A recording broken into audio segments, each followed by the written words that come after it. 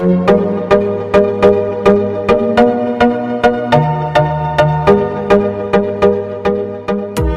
Everyone, कैसे हैं आप सभी लोग। This is Hanumat Singh Lodhi and welcome back in my YouTube channel. दोस्तों, इस वीडियो में एक बहुत ही इम्पोर्टेंट क्वेश्चन जो कि यह है कि how can young lawyer deal with nervousness during their first appearance in the court.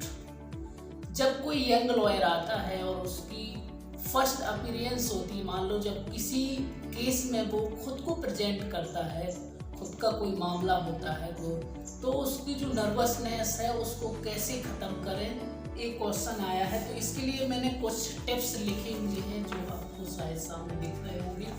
तो हम इनको स्टेप बाय स्टेप इसमें जानेंगे कि कैसे हम अपनी नर्वसनेस को ख़त्म कर सकते हैं। तो it is natural for young lawyer when presenting their first case in court to out nervousness.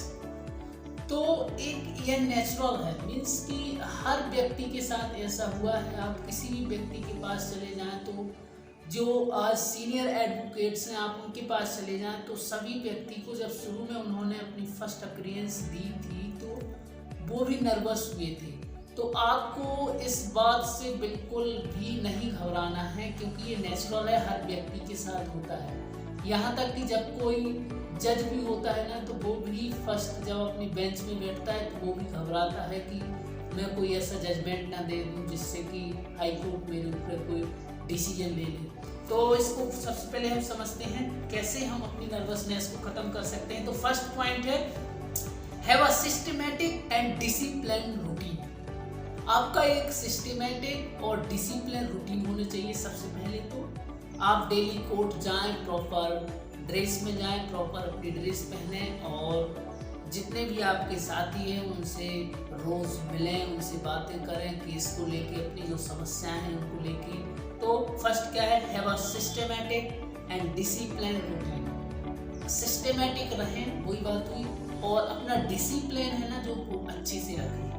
और दूसरा है प्रिपेयरिंग वेरी वेल। कोई केस है, आप उसकी तैयारी बहुत अच्छे से करें। आप जजमेंट पढ़ के जाएं ताकि जब आप जज के सामने बोलते हैं तो आप एटलीस्ट अपनी बात वहाँ पे सही से रख सकें, सही से फैक्ट हैं वो रख सकें, लॉ है जो क्या कहता है, फैक्ट क्या है, इन सभी चीज़ों को आप वहाँ पर सिस्टमेटिक रख सकें। इसके लिए आपको बहुत अच्छे तरीके से तैयारी करनी चाहिए। उसके बाद थर्ड है ट्राई डूइंग रेगुलर एक्सरसाइज और मेडिटेशन। ये तो आपको करना ही चाहिए क्योंकि ये हमारी लाइफ के लिए भी ज़रूरी है।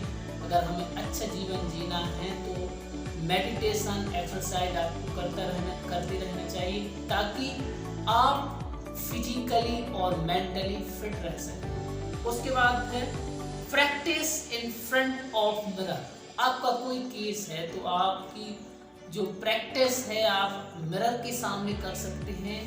आप मान लें कि हमारे सामने जज हैं, हमारे सामने अक्यूज्ड हैं, हम जिनकी तरफ लड़ वो भी हैं और सामने डिफेंस लॉयर भी हैं। तो कैसे हम आर्गूमेंट करेंगे उनके सामने, आप फ्रंट ऑफ मिरर है उसके सामने प्रैक्टिस कर सकते हैं। उसके साथ है कॉन्सेंट्रेट ऑन इम्पोर्टेंट पॉइंट्स। बिल्कुल उन पॉइंटों पर कॉन्सेंट्रेट करिए, ध्यान से देखिए, उनको पढ़िए और उनके चीज़ें निकालिए, नई नई चीज़ें निकालने की कोशिश कीजिए कि हम कैसे अपना जो पॉइंट्स है उसको मजबूती के साथ रख सकते हैं। उन पर कॉन्सेंट्रेट कीजिए, फोकस कीजिए। एंड 6 है stay calm and follow court etiquettes.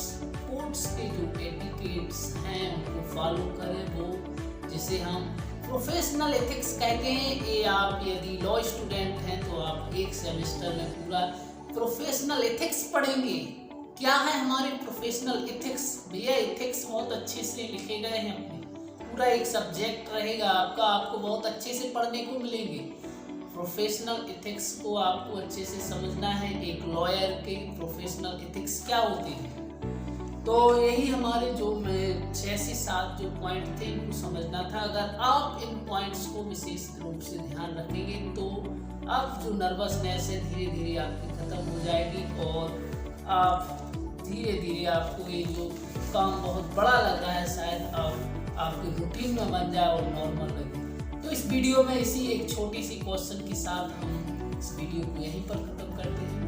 दोस्तों यदि आपको यह वीडियो पसंद आया तो हमारे चैनल को आप सब्सक्राइब जरूर कर लें, क्योंकि हम लीगल टॉपिक से संबंधित वीडियो बनाते रहते हैं और ये एक ऑथेंटिक प्लेटफॉर्म है लॉ स्टूडेंट्स, लॉयर्स, सभी जो लॉ से रिलेटेड हैं। सो ऐसे ही वीडियो के लिए हमें सपोर्ट करते रहें और आपका संबंधित कोई व्यक्ति है तो उसको शेयर जरूर कर दें ताकि उसका भी फायदा हो। So thank you very much everybody watching this video.